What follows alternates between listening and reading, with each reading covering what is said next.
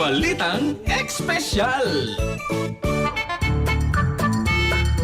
Tulo ka mga high school students sa Florida patay kay gi-hypnotize.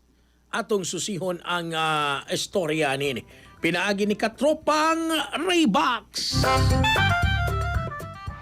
May balik sa diskusyon ang kaso ni George Kinney, mga katropa. Human matuki sa bagong dokumentary ang hypnosis sessions nga iyang gihimo sa kapin 70 ka mga estudyante dito sa Northport High School sa Florida. Bisan wa siya lisensya, isip usa ka hypnotherapist. Sulod sa pipila ka semana, tulo ka mga estudyante ang namatay. Si Marcus Freeman sa disgrasya sa sakyanan. Samtang sila Wesley McKinley o Brittany Palumbo nagpakamatay. Giingon sa mga ginikanan nga nabag-o ang pagunahon na sa ilang mga anak human sa hypnosis sessions. Gipanghimaka kini ni Kinney ang direktang kalabutan sa hypnosis sa mga biktima. Apan miangkon nga wa niya masusi ang mental health history sa mga estudyante. Nagatubang siya karon og kasong practicing hypnosis without a license o gisilutan og probation o community service. Samtang niadtong 2015 nagbayad og settlement ang school board ngadto sa mga pamilya sa biktima pagkadimalasa pagkaluoy sa biktima. Anyway, sa atong mga katropang kalalakinan nga grabe kahapo sa lawas o wala nagyoy igong energy panahon sa kama. Mga katropa, di ay Turbo Food Supplement for Men gama sa Yes to Health Incorporated nga dunay maka og Glavo Huasca nga mooy mo pa energy nimo mohatag og boost yan ang imong libido, mga katropa, nga makakumpati kapag yun sa imong asawa. Safe imnon 30 minutos sa dili pa inyong labing-labing pag turbo na. Kaysa turbo, wagas ang lakas. Alang sa naghiusang Pilipino para sa Pilipinas, inyong